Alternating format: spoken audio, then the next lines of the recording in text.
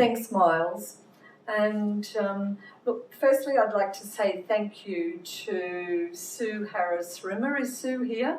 Yep, she's here. And also to Caitlin Byrne, whom I've just met today, but for the idea of today. And then to the AIIA and also to DFAT for hosting it here. And it was Sue who encouraged me into parliamentary diplomacy, because she said to me, you actually do it, but I didn't define it as such. And she defined it. Now, the first thing, when Michael, he set the scene, he talked about challenges and opportunities and said that we should be frank and fearless. And sometimes if we think of diplomacy, we don't think of those words, frank and fearless, as going with diplomacy. And, we have to be sometimes if we want to advance our interests, and particularly advancing national interest. And also then he talked about Peter Varghese and said as head of DFAT he'd brought in ideas, debate and diversity. And I've certainly seen some of that under his leadership. And one of the things that was interesting, Peter called it poles of power, and he was talking about all the different actors in diplomacy. And interestingly, he didn't mention Parliament. He did mention a lot of poles of power, but not Parliament. So I'm here, and my contribution today is really to state a case for parliamentary diplomacy, because A, it happens, and B, why it should happen more or be recognised and utilised more. So, it's a fact. But one of the other things I didn't get to say it earlier, there was that whole discussion about gender, and I've always got a story, so I've got a story about gender and DFAT, so I want to tell it straight up. I was listening with sort of some bemused curiosity about that whole debate, because I thought we do have a wonderful global ambassador for women and girls, Natasha, but the fact is we have that position, and it started off that it was, first of all, it was Penny to start with, and she was fabulous too, to lead the way. And I said to Kevin Rudd, who was then Foreign Minister, we must have a global ambassador for women and girls. And he said, tell me why, because he'd always say that, tell me why. And I told him why. And he said, okay. And then I started to lobby, and then I grew up a whole lot of lobby around it, and the advice that kept coming back from DFAT, and this is not personal because that was said at the beginning too, that there wouldn't be criticisms, but critique, the advice that kept coming back was saying why we shouldn't have such an ambassador. And it was actually Philip Green said to me, he said, give me 3 good reasons, Janelle, why we should have one. And I did, and we've got one. So I was listening to that, and I said, well, doesn't it make sense? And I said, just look at, you talk about the Pacific, and look at the women represented at different levels there. We can do some wonderful advocacy of our national interest, and beyond national interest, where we're advocating for the common good.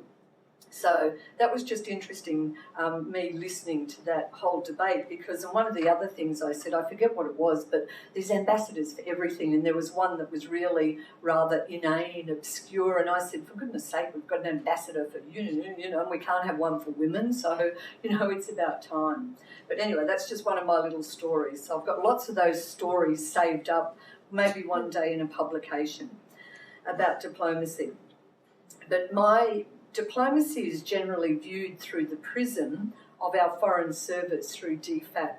And but diplomats, and I'm making generalisations, but they have elements of truth in, but often the foreign service would see MPs as being meddlesome. We don't want these MPs meddling in diplomacy and diplomatic efforts. And MPs would see diplomats as being rather inert in what they do, so that if you want change, you don't go to a diplomat. So these are generalisations, but they're the, sort of common views and things that are said. And but some states, and I mean states, do use MPs and use their parliaments. Australia has tended not to. And Australia, though, hasn't tended to do much of what I call second-track diplomacy either. So they're not the things that we've done a lot of. I accept everything I assert can be challenged with individual exceptions, but will stand up to scrutiny under institutional challenge, is my working knowledge of the systems. And the two reasons I said for parliamentary democracy is that it happens and it can be useful. I'll outline some of how it happens. And Miles said it at the beginning, through Parliament there's a committee system. There's other mechanisms, so there's all these mechanisms, and there's various mechanisms. There's through the Speaker's office, the President's office, formal exchanges, overseas visits, some unkind media commentary call them junkets, but overseas visits of MPs to other parliaments and that. There's an APEC community, there's the IPU, Interparliamentary Union, and its friendship groups, and there's all sorts of other issues-based groups that grow up in the Parliament. Conflict prevention groups I was part of, that was an East-West one with the North and South. And then there's also and I'll focus on the Joint Standing Committee, Foreign Affairs, Defence and Trade. So within Federal Parliament, there are some committees that are seen as, the big ones, the prize ones. So it's the Joint Standing Committee, Foreign Affairs, Defence and Trade is one, and Public Works, it may not seem like it, but that's the other one. So I chaired Public Works, so I've trowelled every defence base in Australia, every, major public works, whatever. And Joint Standing Committee, Foreign Affairs, Defence and Trade, I chaired the Trade Subcommittee for 6 years. So I was very interested in what you were talking about earlier, Sue, with trade. And with trade, one of the first things we did was have an inquiry into APEC, and that was sort of droned on for years, sort of bigger than APEC itself, and we found it to be a community rather languishing. That was what we found with that inquiry, but underutilised the APEC community, and we did a lot around education services and financial services and legal services, etc. I also brought into that the notion of gender as well into looking at trade and how the decisions we make and the agreements we sign, would they have any impact on gender and women, and made sure that was one part of what we looked at. Got the department involved, DFAT, they were very active on that, very helpful, and also other various women's groups. But one specific thing we did was we were looking at the free trade agreements, and I think we're the only ones who call them free trade agreements. Other countries have other names, more meaningful names, because there's nothing free about a free trade agreement, It's like a nonsensical term. And it was unusual in that they got our committee to go to Japan and Korea. They sort of unleashed us to go and talk with counterparts and ministers about the free trade agreements.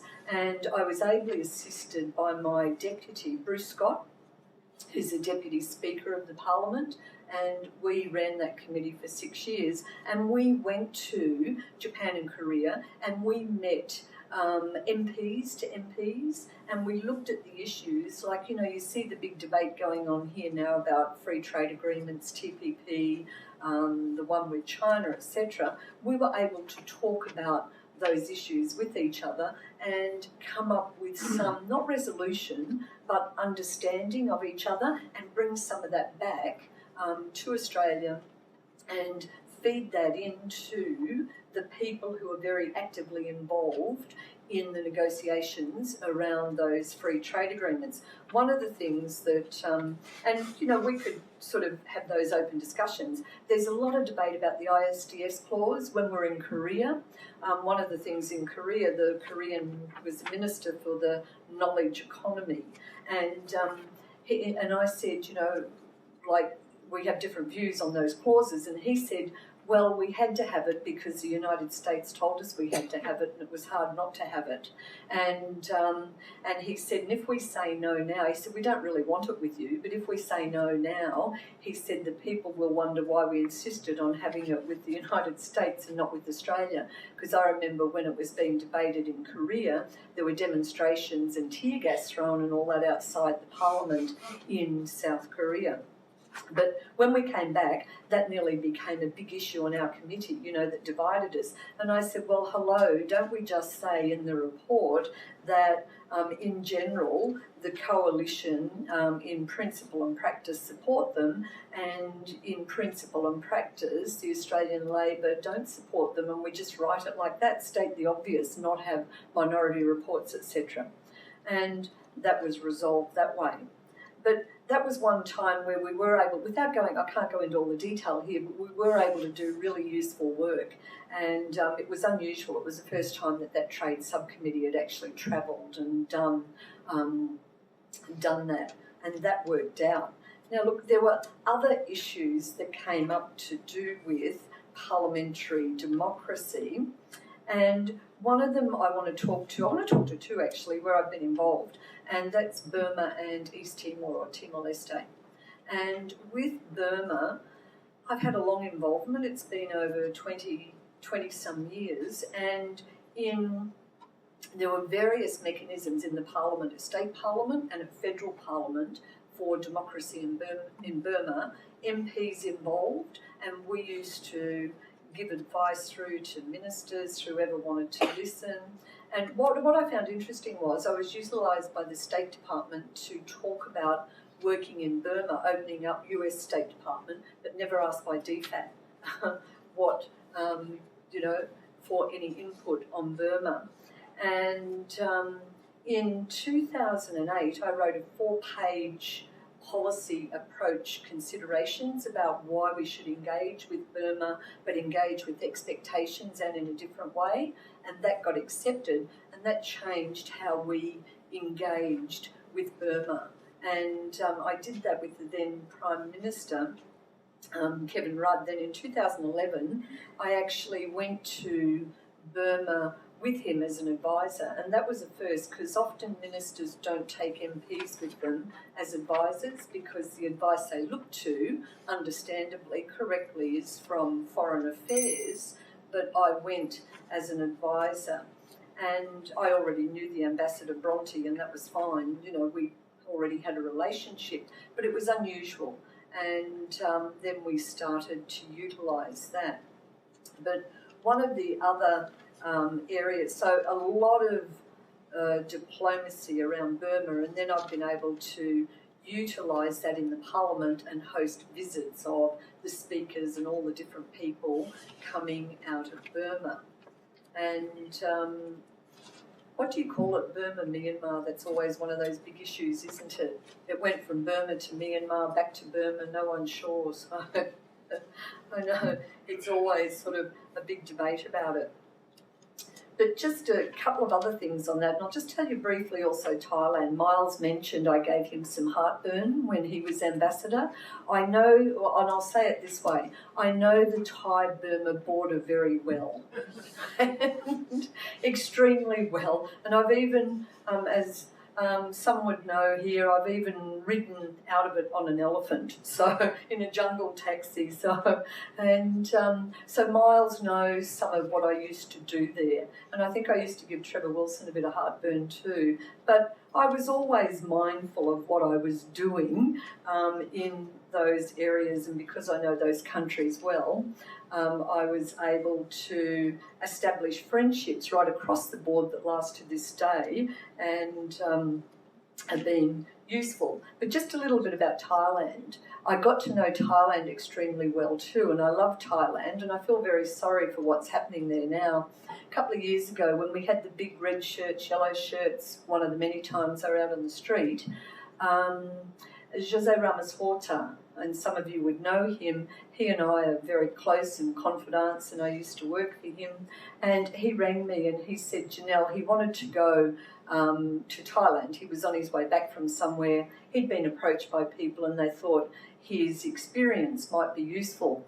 And, all of these people were fussing around and trying to get it organised, and no one could do it. So he rang me, so I organised it, because I knew people in Thailand. I knew people around Abasit Vechachoa, who was then the Prime Minister, and also the security people, so across all the governments. And I organised it. I was in Parliament, Federal Parliament, so I had a busy week because I was down there, or here working, and I was also doing his whole program and liaising with everybody in between red shirts, yellow shirts, military, everybody, and organising that program. And I'm not saying that resolved anything, but it was a really useful intervention. It was one of those useful ones that wasn't and it wasn't publicised in any way. So is that 1 minute?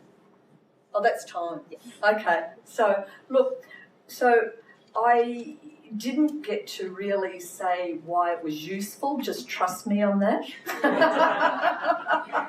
I'm a politician, so just trust me on that. But it has been useful and it's been wonderful. And I just say we need all the tools and all the actors in diplomacy to be out there advancing our national interest. And advancing our national interest comes with advancing the common good as well. So thank you.